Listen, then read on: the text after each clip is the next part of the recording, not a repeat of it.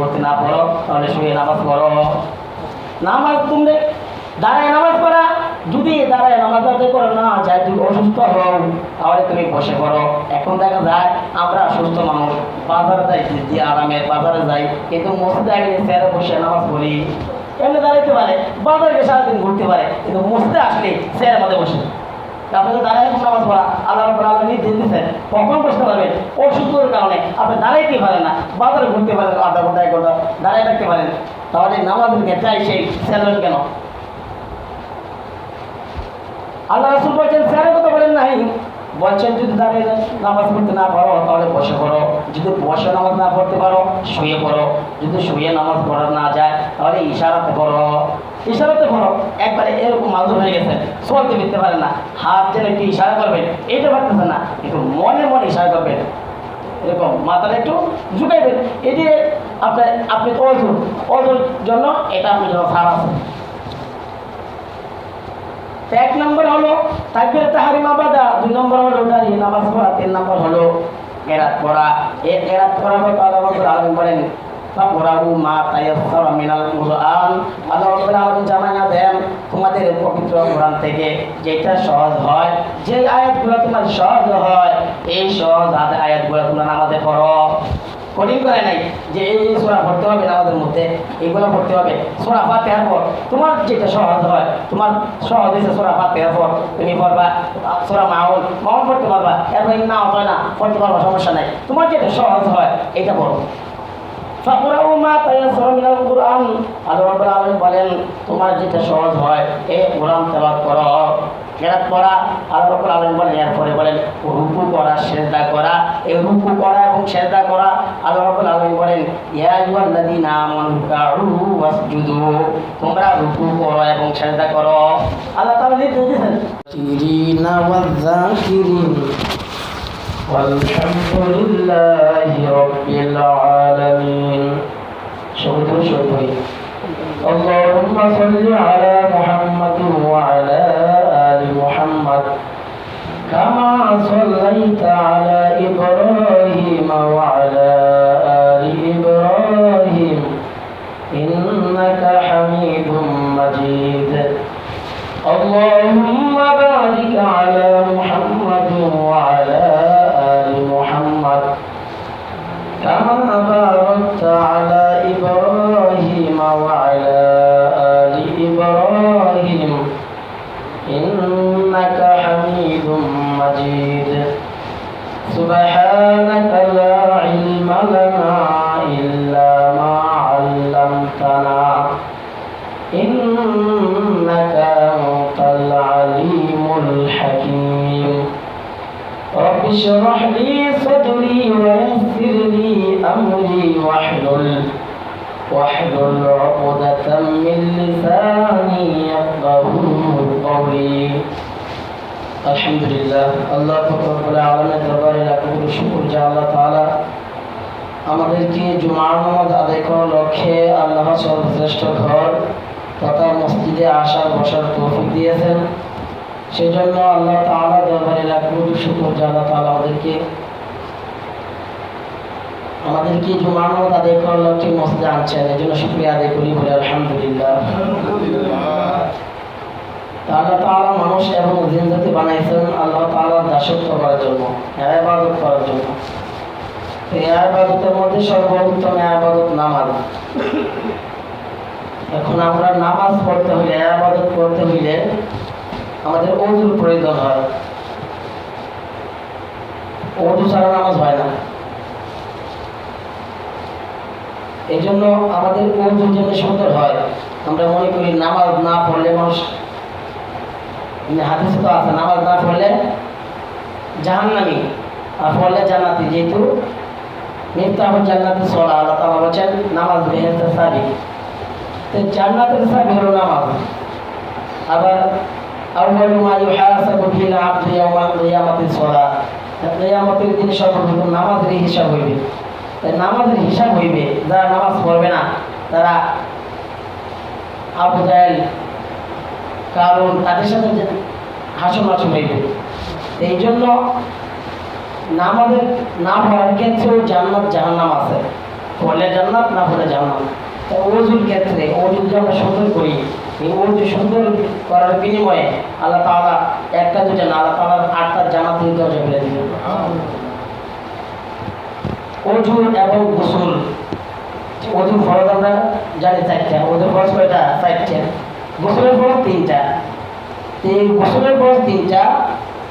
1 নম্বর ভালোভাবে কুলি করা, 2 নম্বর নাকে নরম জায়গায় পানি পৌঁছানো, 3 নম্বর সমস্ত শরীর ভালোভাবে ধৌত করা। কারণ আমার শরীর যদি সমস্ত শরীর ভালোভাবে ধৌত না করি, এই যে জায়গাটা শুকনো না থাকবে, আল্লাহ রাসূল সাল্লাল্লাহু আলাইহি ওয়াসাল্লাম বলেন যে ব্যক্তিটা এই অসতর্কতাবশত গোসল করার সময় তার শুকনা একটু জায়গা রইল, চুল পরিমাণ রইল, আল্লাহ রাসূল বলেন কাযা ওয়া কাযা মিনান নার, তাকে অসংখ্য অনেক জাহান্নামের মধ্যে তাকে শাস্তি দেওয়া হবে। এই গোসল সে ঠিক মতো আদায় করে, ফরজ গোসল, এই ফরজ গোসলগুলো ঠিক মতো আদায় করে বিদায় শুকনা হয়েছে, অলসতা করছে, সতর্কতা হিসাবে গোসল করে নাই, এই জন্য এই গোসল না করার কারণেও তাকে জাহান্নামে যেতে হবে। এই জন্য ওজুর ফরজ 4টা। যে আয়াত তেলাওয়াত করতে আল্লাহ তাআলা এই ওজুর ব্যাপারে বলতেছেন, আল্লাহ তাআলা বলেন ইয়া আইয়ুহাল্লাযীনা আমানু ইযা কুমতুম ইলাস সালাহ, আল্লাহ রাব্বুল আলামিন বলেন ও দুনিয়ার ঈমানদার, ইয়া আইয়ুহাল্লাযীনা আমানু ইযা কুমতুম ইলাস সালাহ, তোমরা যখন নামাজের সময় হয়ে যায়, ও ঈমানদারের দল, তোমরা যখন নামাজ পড়বা, কুমতুম ইলাস সালাহ ফাগসিলু ওজুহাকুম, তখন তোমাদের চেহারা মুখমণ্ডল তোমরা ধৌত করবা। 1 নাম্বার চেহারা ধৌত করা, মুখমণ্ডল ধৌত করা। ফাগসিলু ওজুহাকুম ওয়া আইদিয়াকুম, আল্লাহ রাব্বুল আলামিন বলেন 2 নাম্বার তোমাদের ওয়া আইদিয়াকুম, 2 হাতের কনুষ তোমরা ধৌত করবা।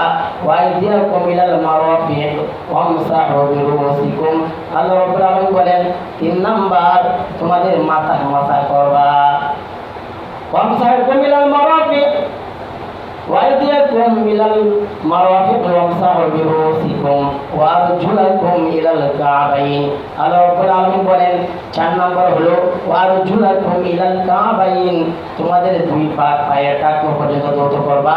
তাহলে তোমাদের এই ওযুর যে 4টা ফরজ এটা আদায় হয়ে গেছে।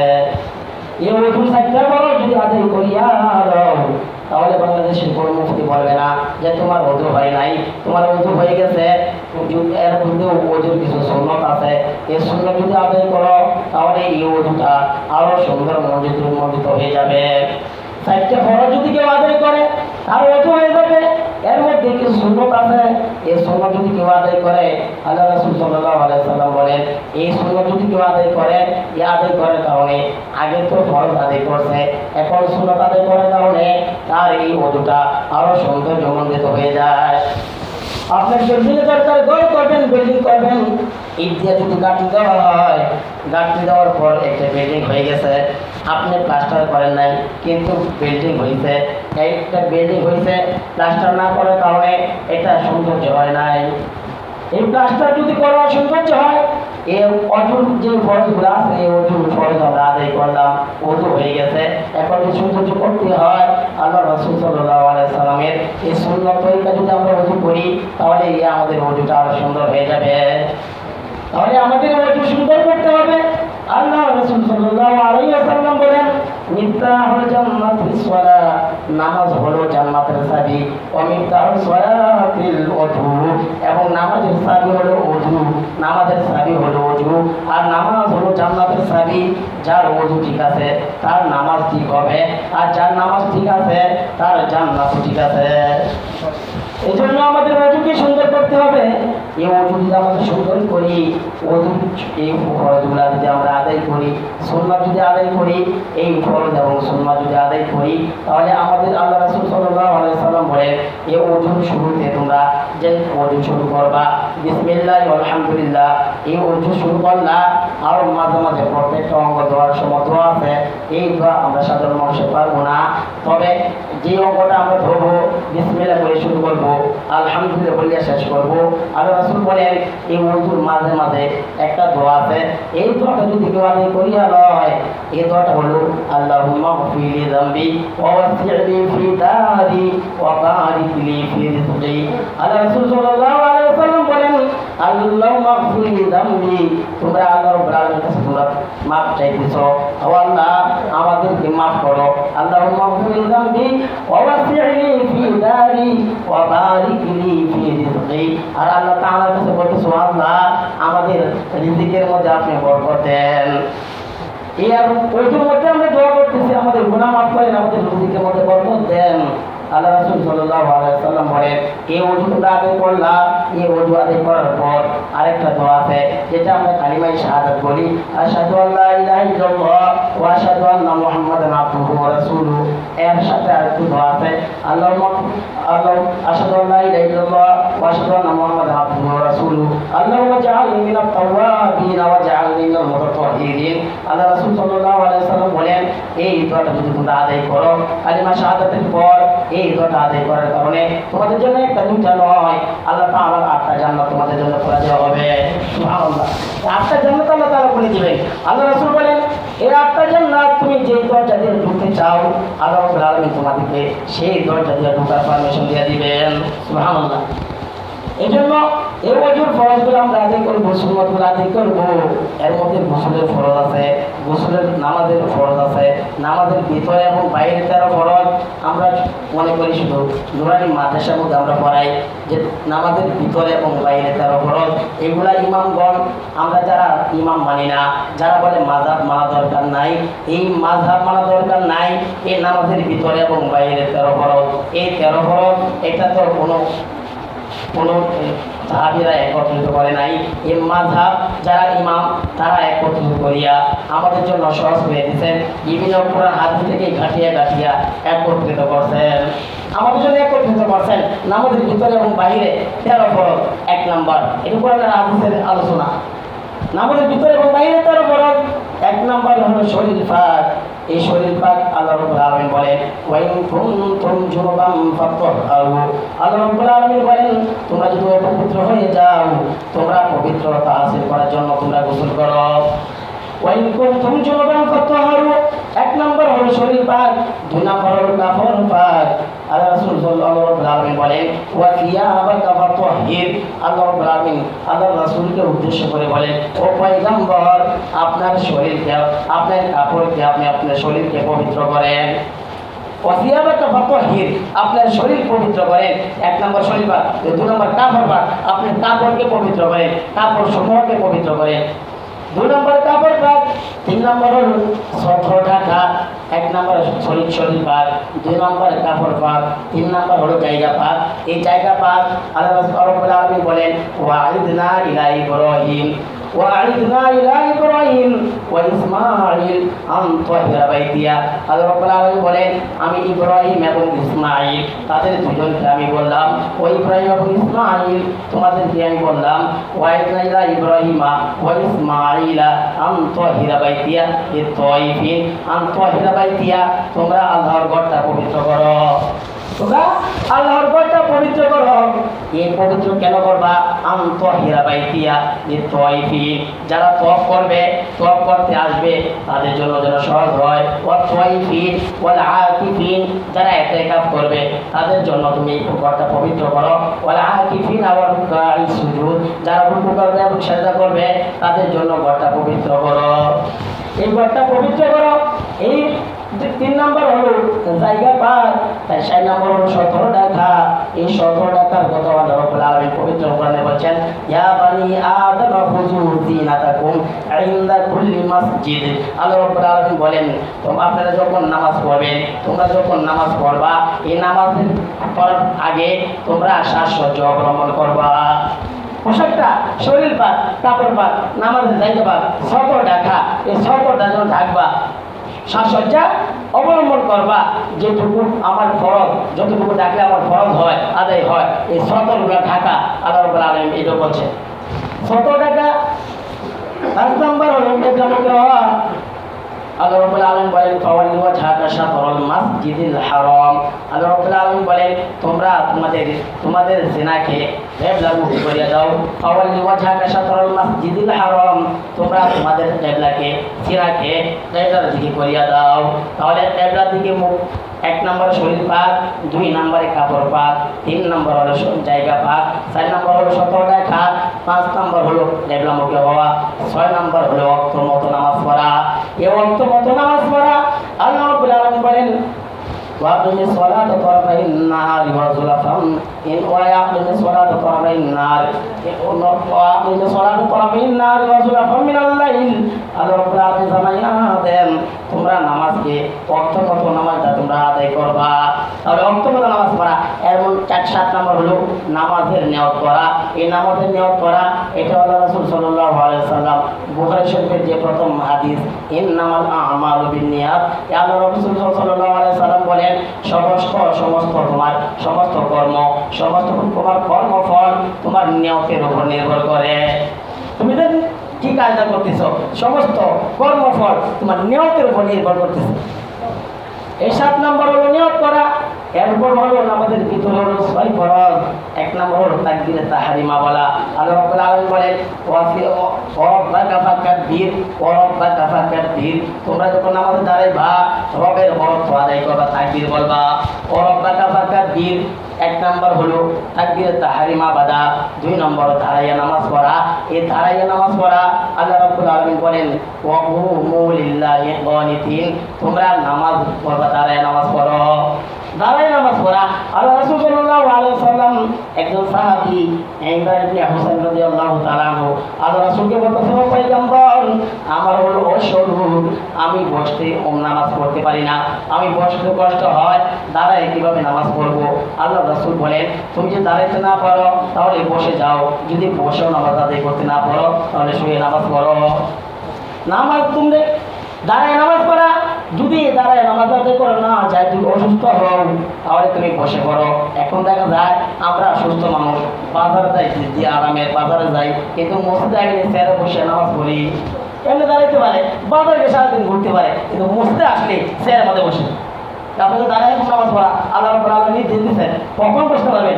অসুস্থতার কারণে আপনি দাঁড়াইতে পারেন না, বাজারে ঘুরতে পারেন, আধা ঘন্টা 1 ঘন্টা দাঁড়ায় থাকতে পারেন, তাহলে নামাজের ক্ষেত্রে সেই চেয়ার কেন? আল্লাহ রাসূল বলেন চেয়ারের কথা বলেন নাই, বলছেন যদি দাঁড়িয়ে নামাজ পড়তে না পারো তাহলে বসে পড়ো, যদি বসে নামাজ না পড়তে পারো শুয়ে পড়ো, যদি শুয়ে নামাজ পড়া না যায় তাহলে ইশারাতে পড়ো। ইশারাতে পড়ো একবারে এরকম মাজুর হয়ে গেছে, চলতে ফিরতে পারেন না, হাত যেন একটু ইশারা করবেন এটা পারতেছেন না, একটু মনে মনে ইশারা করবেন, এরকম মাথাটা একটু ঝুঁকাইবেন। এই যে আপনি অজুর জন্য এটা আপনার জন্য খারাপ আছে। 1 নম্বর হলো তাকবীরে তাহরিমা বাদা, 2 নম্বর হলো দাঁড়িয়ে নামাজ পড়া, 3 নম্বর হলো কেরাত পড়া। এই কেরাত পড়া কথা আল্লাহ রাব্বুল আলামিন বলেন ফাকরাউ মা তায়াসসারা মিনাল কুরআন। আল্লাহ রাব্বুল আলামিন জানাইয়া দেন তোমাদের পবিত্র কোরআন থেকে যেটা সহজ হয়, যে আয়াতগুলো তোমার সহজ হয়, এই সহজ আয়াতগুলো তোমরা নামাজে পড়ো। কঠিন করে নাই যে এই সূরা পড়তে হবে নামাজের মধ্যে, এইগুলো পড়তে হবে। সূরা ফাতিহার পর তোমার যেটা সহজ হয়, তোমার সহজ হয়েছে সূরা ফাতিহার পর তুমি পড়বা সূরা মাউন পড়তে পারবা, এরপর না হয় না পড়তে পারবা, সমস্যা নাই, তোমার যেটা সহজ হয় এটা পড়ো। ফাকরাউ মা তায়াসসারা মিনাল কুরআন, আল্লাহ রাব্বুল আলামিন বলেন তোমার যেটা সহজ হয় এই কোরআন তেলাওয়াত করো। কেরাত পড়া আল্লাহ রাব্বুল আলামিন বলেন, এরপরে বলেন রুকু করা, সিজদা করা। এই রুকু করা এবং সিজদা করা আল্লাহ রাব্বুল আলামিন বলেন ইয়া আইয়ুহাল্লাযীনা আমানু রুকউ ওয়াসজুদু, তোমরা রুকু করো এবং সিজদা করো। আল্লাহ তাআলা নির্দেশ দিয়েছেন তোমরা রুকু করো এবং সিজদা করো। এবং 6 নাম্বার আখিরি বৈঠক আল্লাহ রাসূল সাল্লাল্লাহু আলাইহি ওয়াসাল্লাম আল্লাহ রাসূলের সাহাবী আব্দুল্লাহ ইবনে মাসউদ রাদিয়াল্লাহু তাআলা আনহুকে আল্লাহ রাসূল সাল্লাল্লাহু আলাইহি ওয়াসাল্লাম হাতে ধরে বলতেছেন ও আব্দুল্লাহ, ও মাসউদ, ও ইবনে মাসউদ, তুমি যখন নামাজ পড়বা হাত ধরে দেখাইতেছে তাশাহুদুন, তুমি যখন তাশাহুদ পড়বা তোমার নামাজ হয়ে গেছে। একবার তুমি ইচ্ছে করে যেতে পারবা, তাশাহুদ পড়ে গেলে নামাজ হয়ে গেছে, যাইতে পারবা। এই জন্য এই কোরআন হাদিসের মধ্যে আলোচনা নামাজের ভিতরে এবং বাইরে 13 ফরজ, যেটা কোরআন হাদিস থেকে রিসার্চ করিয়া একত্রিত করিয়া ইমামগণ আমাদের জন্য সহজ করে দিয়েছেন। এই নামাজের মধ্যে যে অজুর মধ্যে ফরজগুলো বললাম, নামাজের ফরজগুলো বললাম, অজুর মধ্যে সুন্নত আছে। এই সুন্নত যদি আমরা আদায় করি, আল্লাহ রাসূল সাল্লাল্লাহু আলাইহি ওয়াসাল্লাম বলেন এমন একটা জামানা আসবে যে জামানার ভিতরে একটা সুন্নত আদায় করতে এমন কষ্ট হয়ে যাবে, একটা জ্বলন্ত আমরা হাতের মধ্যে রাখলে যেমন কষ্ট হয়ে যায় তার থেকে বেশি কষ্ট হয়ে যাবে একটা সুন্নত আদায় করা। সুন্নত আদায় করা, এই জন্য সুন্নতকে বা দেখিয়ে দেখিয়া আল্লাহ রাসূলের কোন কোন সুন্নত আছে এগুলো দেখিয়ে দেখিয়ে বাঁচিয়ে বাঁচিয়ে এগুলো আদায় করা। আল্লাহ রাসূল বলেন এমন জামানা আসবে এই জামানার মধ্যে একটা সুন্নত আদায় করবা, একটা সুন্নত আদায় জিন্দা যে করবে, একটা সুন্নত জিন্দা করার কারণে 70 জন শহীদের সব তার আমল দেওয়া হবে। এই জন্য সুন্নতগুলা নামাজের ওজুর সুন্নত, এক নাম্বার দুই হাতের কবজি সামনে ধুইলাম, ধোয়ার পর এরপরে বিসমিল্লাহ এবং দোয়া পড়লাম, তারপরে কি করলাম দুই হাতের কবজি সহ দোয়া, এক নম্বরে নিয়ত করা, তারপর দুই হাতের কবজি সহ দোয়া, তারপরে গিয়া মেসওয়াক করা। মেসওয়াক করা আল্লাহ রাসূল সাল্লাল্লাহু আলাইহি ওয়াসাল্লাম বলেন এই মেসওয়াকের যে অত উপকারিতা আমার কাছে জিবরাইল আলাইহিস সালাম 24,000 বার আমার কাছে তার সেবা দেয়। অন্য নবীর কাছে এত আসে নাই। আমাদের নবীর 63 বছরের মধ্যে এই জিবরাইল আলাইহিস সালাম 24,000 বার আসছে। যতবারই আসছে ততবারই আল্লাহ রাসূলকে বলছেন ও পয়গম্বর আপনি মেসওয়াক করেন, মেসওয়াকের তাগিদ দিয়েছেন। আল্লাহ রাসূল সাল্লাল্লাহু আলাইহি ওয়াসাল্লাম এভাবে মেসওয়াক করতেন। আম্মা জান আয়েশা সিদ্দিকা রাদিয়াল্লাহু তাআলা না বলেন ও পয়গম্বর আপনি যেভাবে মেসওয়াক করতেছেন আপনি এত মেসওয়াক করেন কেন? আল্লাহ রাসূল বলেন ও আয়েশা তুমি জানো না জিবরাইল আমার কাছে যতবার আসে ততবার মেসওয়াকের তাগিদ দেয়। আমার ভয় হয় এই মেসওয়াক এত গুরুত্ব, এই গুরুত্ব না জানি আমার উম্মতের উপর খরচ করে দেওয়া হয়। আমাদের উপর খরচ করে দেওয়া হয় নাই, খরচ করে দেওয়া হয় নাই, কিন্তু ফরজও তো আছে। আমরা মেসওয়াক করতে চাই না, ব্রাশ করি, ব্রাশ করা নিষেধ না, ব্রাশ করা যাবে, দাঁত পরিষ্কার হবে কিন্তু সুন্নত আদায় হবে না। এই জন্য ব্রাশের পাশাপাশি একটা ডাল মেসওয়াক আমরা রাখি। এই মেসওয়াকের উপকারিতা কি আল্লাহ রাসূল বলেন এমনি তো মেসওয়াকের অনেক উপকারিতা, মুখের দুর্গন্ধ দূর হয়, দাঁত পরিষ্কার হয়, চোখের জ্যোতি বাড়ে এবং মাথা ব্যথা কমে। আল্লাহ রাসূল বলেন সবচেয়ে যেটা লাভবান মৃত্যুর সময় যে মেসওয়াক করে তার ঈমান নসিব হয়। এই জন্য মেসওয়াকের গুরুত্ব, আমরা মেসওয়াক করি না, আমাদেরকে মেসওয়াক করতে হবে। মেসওয়াক আল্লাহ রাসূলের সুন্নাহ, এই সুন্নাত হিসাবে আমরা মেসওয়াককে জিন্দা রাখবো।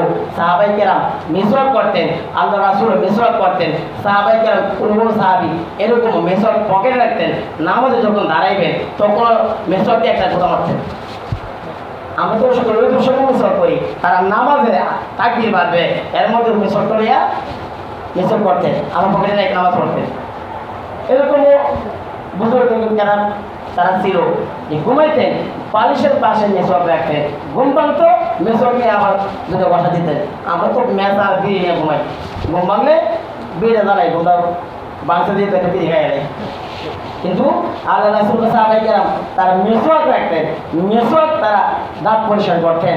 দাঁত পরিষ্কার করবে কেন? নামাজ পড়লে তুমি যে কোরআন তেলাওয়াত করবা, হযরত আলী রাদিয়াল্লাহু তাআলা আনহু বলেন যে ব্যক্তি নামাজ পড়ে নামাজের মধ্যে যে কোরআন তেলাওয়াত করা হয় এই কোরআন তেলাওয়াতটা তার যে ফেরেশতা তার মুখের সাথে মুখ লাগাই দেয়। মুখের সাথে মুখ লাগানোর কারণে, কারণ মুখটা হলো কোরআনের রাস্তা, কোরআন এদিক দিয়ে আসে। আমরা যে তেলাওয়াত করি পেটটা সেটা থেকে কোন দিকে আসে? মুখ দিয়ে প্রকাশ হয়। এই জন্য এই মুখটা পরিষ্কার রাখা, এই পরিষ্কার রাখা এই জন্য ফেরেশতারা এই জিবরাইল বা অন্য ফেরেশতারা এই মুখটার সাথে তার মুখটা লাগাই দেয়। যখন তেলাওয়াত করে সরাসরি ফেরেশতা পেটে ঢুকে যায়। এখন যদি আপনি সিগারেট খাইয়া এগুলো নেশাদ্রব্য খাইয়া মুখটা দুর্গন্ধ রাখেন তাহলে তারা কষ্ট পাবে, রহমতের রাস্তা চলে যাবে। এই জন্য মেসওয়াক করা, আপনি স্মোকিং করেন ঠিক আছে, কিন্তু নামাজের আগে সুন্দর করে মেসওয়াক করিয়া মসজিদে ঢোকা, সুন্দর করে মেসওয়াক করে মসজিদে ঢোকা।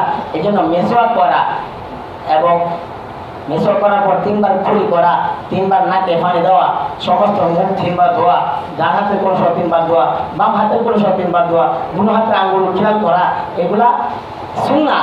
দুনো হাতের আঙ্গুল খেয়াল করা, তারপর মাথায় মাসা করা, কান মাসা করা সুন্নাহ, এরপরে গর্দন মাসা করা মুস্তাহাব। এই মুস্তাহাব সুন্নাহ এগুলো যদি আমরা আদায় করি, যদিও মুস্তাহাব আদায় না করলে গুনাহ হবে না, কিন্তু আমি বলছি না একটা বিল্ডিং বানাইতে হইলে ইট দিয়ে গাঁথনি দিলে বিল্ডিং হবে, সৌন্দর্য হবে না। সৌন্দর্য কখন হবে? যখন প্লাস্টার করা হবে। প্লাস্টার করলে একটু সৌন্দর্য হবে। যেমন ফরজ, ফরজ আমি আদায় করলাম, সৌন্দর্য করতে হলে সুন্নত বাড়াইতে হবে, সুন্নত বাড়াইলাম। এখন এই আরও একটু সৌন্দর্য করতে হয়, যেমন প্লাস্টার করার পর এখন যদি আমি প্লাস্টারের উপরে রং করি তাহলে আরও সৌন্দর্য বাড়বে। প্লাস্টার করার পরে যদি রং করে দেই আরও সৌন্দর্য পাবে। তাহলে আমি ফরজ আদায় করলাম, সুন্নত আদায় করলাম, রং করলাম, আমার আমলের মধ্যে রং লাগাইলাম, মুস্তাহাব যদি করি আরও সৌন্দর্য হবে।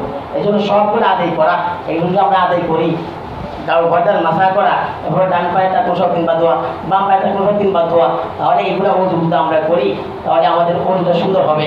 এই অজু আমরা সুন্দর করবো। অজু এই ফরজ যে চারটা, যে অজু সুন্দর করতে হবে। মিফতাহুল জান্নাতুস সালাহ, নামাজের চাবি হলো জান্নাত, জান্নাতের চাবি হলো নামাজ। অমিফতাহু সালাতুল ওযু, এবং ওযু নামাজের চাবি হলো ওযু।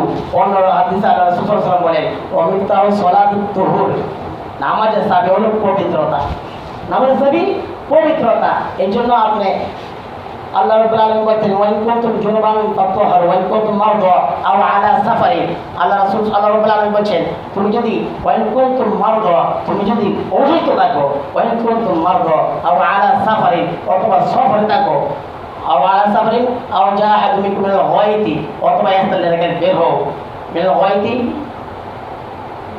وإن كنتم مرضى أو على سفر أو جاء أحد منكم من الغائط فتيمموا صعيدا। আল্লাহ রাব্বুল আলামিন বলেন তোমার যখন গোসল ফরজ হয়ে যায়, ফাতায়াম্মামু গোসল ফরজ, মানে গোসল ফরজ অথবা ওযু করার তোমার দরকার, এখন তুমি পানি পাইতেছো না, আল্লাহ রাব্বুল আলামিন বলেন ফাতায়াম্মামু, তুমি তায়াম্মুম করো। তায়াম্মুম করলে তোমার ওযু আদায় হয়ে যাবে। তায়াম্মুম করলে ওযু আদায় হবে, কিন্তু পানি পাওয়া গেলে না। আপনি তায়াম্মুম করছেন, পানি পাওয়া গেলে তায়াম্মুম ভেঙে যাবে। নামাজ ওযু ভঙ্গের কারণ যেভাবে আছে, ওযু ভঙ্গের কারণ আছে, তায়াম্মুম ভাঙার কারণ আছে। তায়াম্মুম ভাঙে পানি পাওয়া গেলে, কিন্তু যারা অসুস্থ পানি ব্যবহার করলে কোনো মুসলমান ডাক্তারে নিষেধ দিছে, মানে তার দ্রুত অসুস্থ, হাত পাও ব্যান্ডেজ, এরকম অসুস্থ যে পানি স্পর্শ করতে পারবে না, এই জন্য সে তায়াম্মুম করতে পারবে। তার জন্য পানি পাওয়া গেলেও তায়াম্মুম ভাঙবে না, কারণ সে তো মাজুর, অসুস্থ। অসুস্থ সেটা ভিন্ন কথা, কিন্তু সাহাবায়ে কেরাম বা তাবিঈন বুজুর্গ কেরাম তারা কীভাবে ওযু করতেন, তায়াম্মুম করতেন, যে তায়াম্মুম একদিন নেওয়ার পর তায়াম্মুম করতেছেন, একজন করতে হুজুর আপনার সামনে তো পানি আছে, কারণ পানি থাকলে তো তায়াম্মুম ভঙ্গ হয়ে যায়, তাহলে পানি থাকা সত্ত্বেও আপনি আবার এখন তায়াম্মুম করতেছেন কেন? এই লোকটা বলতেছে আমি যে এই ঘাট পর্যন্ত যাইতে পারবো, আমার হায়াত যে এই পর্যন্ত যাইতে পারবো, এদিকে আমার বিশ্বাস আছে, বিশ্বাস নাই, এই জন্য আমি ঘাটে যাওয়ার আগে যদি আমার মৃত্যু হয়ে যায়, আমি যেন ওযু ছাড়া মৃত্যু না হয়, এই জন্য তায়াম্মুম করবো। তারা ওযুর চিন্তাই ভাবে করতো। এই জন্য আমাদের ওযু সুন্দর করতে হবে, ইস্তেঞ্জা সুন্দর করতে হবে। ইস্তেঞ্জা করার সময় পাক সাফ হয়ে থাকতে হবে। আল্লাহ রাসূল সাল্লাল্লাহু আলাইহি ওয়াসাল্লাম দুইটা কবরে পানি দিয়ে দেখতেছেন, আল্লাহ রাসূল বলেন এই দুই কবরের মধ্যে আযাব হইতেছে কোনো বড় ধরনের গুনার কারণে নয়, দুইটা গুনার কারণে। এক নাম্বার, তারা প্রস্রাব করার পর পবিত্রতা অর্জন করতো না, এমনি উঠে যেত, পবিত্রতা অর্জন করতো না, এক নাম্বার। দুই নাম্বার হলো সুবল করে করতো, এনে গল্প দিয়ে লাগাইতো, মাই লাগানি আর কি, এই নিয়ে গল্প আপনার কাছে করবো একটা, ওর বদনাম আপনার কাছে করবো, আপনার বদনামকে ওর কাছে করবো, কথা কাছে কেনা করবো, এগুলো তো সুবলখোর। এই সুবলখোর আল্লাহ রাসূল বলে সুবলখোর জান্নাতে প্রবেশ করবে না। এই সুবলখোর এই এবং প্রস্তাব থেকে অপবিত্র, বেশি পবিত্র হওয়ার জন্য বেশি খেয়াল করতো না, অসতর্কতা করতো, এই জন্য তার কবরের মধ্যে আযাব হইতেছে। এই জন্য আমাদের ওযু যেন সুন্দর হয়, পাক পবিত্র যেন অর্জন করতে পারি। আল্লাহ রাব্বুল আলামিন বলেন আল্লাহু ইউহিব্বুল মুতাহহিরিন, আল্লাহ রাব্বুল আলামিন বলেন যারা পবিত্রতা অর্জন করে, অধিক পবিত্রতা অর্জন করে, আমি তাদেরকে ভালোবাসি, তাদেরকে আমি ভালোবাসি। এই জন্য আল্লাহ তাআলার ভালোবাসা যদি পাইতে চাই আমরা ওযু করব। এই যে ওযু করার কারণে আল্লাহ রাসূল সাল্লাল্লাহু আলাইহি ওয়াসাল্লাম বলেছেন ওযু যখন করা হবে, কালিমা শাহাদাত করার পর এই দোয়াটা যখন করা হবে তখন আটটা জান্নাতের দরজা আল্লাহ তাআলা খুলে দেবেন। এই জন্য আমরা এই দোয়াগুলো আদায় করব। এবং গুনাহ তো হইতেই পারে, আল্লাহ রাসূল অন্য হাদিসে বলেন যারা ওযু করে যখন মুখমণ্ডল ধৌত করে তখন তার চেহারা, এই চোখের যে গুনাহ চোখের দ্বারা যে গুণাগুলো করা হয়েছে এই গুণাগুলা ধুয়ে সাফ হয়ে যায়। আল্লাহ রাসূল সাল্লাল্লাহু আলাইহি ওয়াসাল্লাম আরো বলে, যখন হাত ধৌত করা হয়, হাতের যে গুণা, হাত দিয়ে চুরি করছে, ডাকাতি করছে, অন্যায়ভাবে কিছু ধরছে, এই হাতের গুণা মাফ হয়ে যায়, গুণা জোরে পড়ে যায়। যখন মাথা হাত মাসা করে, মাথার গুণা মাফ হয়। পা যখন ধৌত করে, পায়ের গুণা মাফ হয়। আমাদের যে ইমাম আবু হানিফা রাহমাতুল্লাহ আলাইহি, ওনার এরকম চক্ষু ছিল, তার পাশে এক যুবক ওযু করতেছে। ইমাম আবু হানিফা রাহমাতুল্লাহ আলাইহি বলতেছেন, এই যুবক তুমি জিনা করছো। আর যুবককে বলে তুমি চুরি করছো। এই দুই যুবক বলতেছে, হুজুর আপনি কিভাবে বুঝলেন আমরা চুরি করছি, আমরা জিনা করছি? তো তোমরা যে ওযু করতেছো, তোমাদের গুনাহ ওযুর মধ্যে, এই পানির মধ্যে যাইতেছে জিনার গুনাহ আর চুরির গুনাহ। এই জন্য গুনাহ যত হয়, গুনাহ মাফ হয়, কিন্তু আল্লাহ রাব্বুল আলামিনের কাছে গুনাহ করলে আল্লাহ তাআলা মাফ করেন। আল্লাহ তাআলার কাছে যদি চাওয়া যায়, আল্লাহ তাআলা তো বলেন চাওয়ার জন্য, এবং আল্লাহ রাসূল সাল্লাল্লাহু আলাইহি ওয়াসাল্লাম বলেন, কুল্লু বানি আদম খাতাউন ওয়া খায়রুল খাতাইনা তাওয়াবুন। সমস্ত বানি আদম গুনাহগার, তাদের মধ্যে তারাই হতো যারা গুনাহ করার পর তওবা করে, এবং তওবা করলে আল্লাহ তাআলা মাফ করবেন। কিন্তু আমরা সাধারণত একজন যদি আমাদের সামনে অপরাধ করে, এর কিন্তু আমরা সহজে মাফ করতাম, এই লোকটা বেশি সুবিধা না। কিন্তু আল্লাহ তাআলা বলছেন তওবা করলে মাফ করে দেন, তওবা করলে মাফ করেন। কিন্তু এই গুনাহ যদি দ্বিতীয়বার না করে, তওবা করার শর্ত আছে। এই গুনাহ যদি দ্বিতীয়বার না করে, এক নাম্বার হচ্ছে তওবার তিনটা শর্ত। এক নাম্বার তওবা থেকে সে বিরত থাকা, এই তওবা যে গুনাহটা করছে ভবিষ্যতে আর না করা, আবার এই গুনার প্রতি লজ্জিত হওয়া, এইগুলা গুনাহ মাফ হবে এই তওবার মাধ্যমে। এই জন্য আমরা ওযুর মাধ্যমেও, যে ওযুর যে ফজিলতগুলো বলছি, যে ওযু আমরা যেন সুন্দর হয়, পবিত্রতা যেন আমরা অর্জন করতে পারি, পবিত্রতা হাসিল হয়। আমাদের গোসল, ফরজ গোসল করার ক্ষেত্রেও আমরা যে যে ফরজগুলো আদায় করতে হয়, এই ফরজগুলো আদায় করে আমরা গোসল করবো, কিন্তু আমরা গোসল হয়ে যায়, অনেকে দেখা মুরব্বী হয়ে গেছে, এখন ফরজ গোসল কীভাবে করতে হয় এটা জানে না। তা আমাদের গোসল করে সবাই গোসল মতো হয়ে যেতেছে, গোসল করার সময় ওযু করা লাগে না, আমরা শুধু ডুবতে আছে আর উঠতেছি। তবে করে তো আমরা যতই আমরা যদি ফরজ আদায় না করি, যে ওযুর ফরজ যে তিনটা, গোসলের ফরজ তিনটা, ভালোভাবে করি করা, আমি যদি করি ভালোভাবে না করি, রমজান মাস ছাড়া আমি যদি ওযু গোসল করি, তখন আমাকে ভালোভাবে করি করতে হবে, হলক পর্যন্ত পৌঁছাতে হবে, হলক পর্যন্ত পৌঁছাতে হবে, ভর করে করি করতে হবে।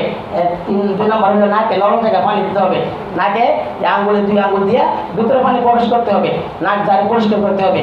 আমরা এগুলা বেশি খেয়ালও করি না। পবিত্রতা আমরা অর্জন হবে কীভাবে? এই পবিত্রতা আমরা গোসল যদি আমরা সুন্দর না হয়, ওযু যদি সুন্দর না হয়, তাহলে যতই নামাজের মধ্যে সাজদা দিই, এই কবুল হবে না। কারণ আমার ওযু ঠিক নাই, ওযু যদি ঠিক না থাকে, অন্য যে ইবাদত আছে, ইবাদতের যে ভিত্তি ফাউন্ডেশন, আপনি একটা ঘরের ফাউন্ডেশন যদি মজবুত না হয়, আপনি মজবুত না ফাউন্ডেশন করিয়া এটা মধ্যে যদি 5 তলায় গাঁথি দিয়ে দেন, এটা ধসে পড়বে। আপনি তো এটার ভিতরে 5 তলা ফাউন্ডেশনের ভিত্তি ফাউন্ডেশন করেন নাই, এই জন্য এই বিল্ডিং ধসে পড়বে। এটার উপরে 5 তলা ফাউন্ডেশন করা যাবে না, যদিও মানে প্রথম ভাঙবে না, কিন্তু আশঙ্কা আছে ভেঙে যাবে। এই জন্য আমার ইবাদতের ফাউন্ডেশন ওযু করবো, ওযু করার পর যেই কোনো ইবাদত করবো, নামাজ পড়ি, কোরআন তেলাওয়াত করি করবো, কিন্তু আমার ওযু তো সুন্দর করতে হবে। আমার ফাউন্ডেশন যদি মজবুত না হয়, দুর্বল হয়, তাহলে ইবাদত করে আমার ইবাদত কোনো ফায়দা হবে না, শুধু সাজদা দিয়ে আর কিছু হবে না। এই জন্য আমরা ওযু যেন আমাদের সুন্দর হয়, খেয়াল করে যেন ওযু করি, ওযু আমাদের ভুল হইতে পারে। আর জনকে জিগাই, আল্লাহ রাসূল সাল্লাল্লাহু আলাইহি ওয়াসাল্লাম এক সাহাবী নামাজ পড়তেছেন, আমাদের নামাজের মধ্যে ভুল হইতে পারে, নামাজ পড়তেছেন, আল্লাহ রাসূল নামাজ পিছনে দাঁড়িয়ে রয়েছে, বলতেছে ও সাহাবী এদিকে আসো, তুমি নামাজ পড়ো না, আবার নামাজ পড়ো। একবার দুইবার তিনবার নামাজ পড়াইছে, একটা নামাজ 3 বার পড়াইছে, বলতেছে আবার নামাজ পড়ো নাই। বলতেছে পয়গম্বর আমি আসছে বেশি জানি না, নামাজ কীভাবে পড়বো আমি আপনি বাতলায় দেন। আল্লাহ রাসূল শিখাই দিতেন। এখন যদি আমরা মুসলিম ইমাম সাহেব যদি কেউ সুন্নত করে, সে বৈশাখে দেখে, এরপর যদি বলে মুরব্বি আপনার নামাজ হয় নাই, মুরব্বি আপনার নামাজ হয় নাই, তখনই লাগে যাবে তার পিছনে। হ্যাঁ, আমি তোর বয়স কত হয়েছে? 40 বছর ধরে নামাজ পড়ি আমি, 40 বছর ধরে নামাজ পড়ি, আমার নামাজ হয় না, আমার কুদরত। কিন্তু এটা তো আমার শুদ্ধ করা দরকার, আমার ভুল হইতেই পারে, ভুল হওয়াটাই স্বাভাবিক, ভুল হইতেই পারে, আমার শুদ্ধ করতে হবে। রুকু সাজদা কীভাবে দিতে হবে আমার শুদ্ধ করতে হবে। রুকু দিলাম, ভালোভাবে রুকু হইতে শুধু হয়ে দাঁড়াই নাই, ওয়াজিব তরক করলাম, সাহস দিয়ে নামাজ ভঙ্গ হইল। সেজদায় দিলাম, 2 সেজদার মাঝখানে শুধু বসতে হয়, না বসেই এই হাত জমে রাখতে হবে। আল্লাহ করিয়া রুকু সেজদা তাসবিহ আদায় করিয়া 2 সেজদার মাঝখানে শুধু বসবে, শুধু হাতে আনে কাকের মতো টুকো দেয়, মুখের মতো টুকো দেয়। এই টুকুরের কারণে আপনার নামাজ হইতেছে না। আপনি তো এই নাম আল্লাহ রাসূল সাল্লাল্লাহু আলাইহি ওয়াসাল্লাম বলছেন সবচেয়ে নিকৃষ্ট সুর থেকে নামাজ সুর। নামাজের মধ্যে যা শুরু করে আল্লাহ রাসূল সাল্লাল্লাহু আলাইহি ওয়াসাল্লাম এই কথা বলার পর সাহাবায়ে কেরাম বলেন, পয়গম্বর নামাজের মধ্যে অবশ্যই করে কীভাবে? মানুষ যখন নামাজে থাকে তখন শুরু করে কীভাবে? তখন সবার এলাকা করে নামাজের কারণে এবারে চলে যায়, কিন্তু আসে চুরির জন্য। তো নামাজের মধ্যে চুরি হয় কীভাবে? আল্লাহ রাসূল সাল্লাল্লাহু আলাইহি ওয়াসাল্লাম বলেন নামাজ যে খুশুখুজু রুকু সেজদা ঠিক মতো আদায় করে না, এই খুশুখুজু আদায় না করার কারণে সে নামাজে চুরি করে, এরা হচ্ছে নিকৃষ্টতম সুর, নামাজ সুর। এই জন্য আমাদের নামাজ যেন সুন্দর হয়, ইবাদত যেন সুন্দর হয়, ওদের যে সুন্নত ফরজগুলা, গোসলের সুন্নত ফরজগুলা, এগুলো যেন আমরা ঠিকমতো আদায় করতে পারি। আমরা যদি আমাদের ভুল থাকে, আমরা আলেম ওলামাদের সর্বপূর্ণ হইয়া আমরা নামাজ আমরা সুন্দর করবো। অথবা এখন এই দাওয়াত তাবলীগের মেহনতের মাধ্যমে 3 দিনের সময় লাগাইয়াও বা চিল্লা লাগাইয়াও ওইখানে গিয়েও আমাদের নামাজটা সুন্দর করতে হবে। তারা প্র্যাকটিক্যালে দেখাই দিবে এভাবে হাত বাঁধতে হবে, রুকু কীভাবে করতে হবে, সেজদা কীভাবে করতে হবে, হাতে কলমে দেখাই দিবে। এগুলো আমরা করতে পারি। আল্লাহ রাব্বুল আলামিন যে কথা বলে শুনলাম প্রত্যেকে আমল করার তৌফিক দান করুন, আমিন।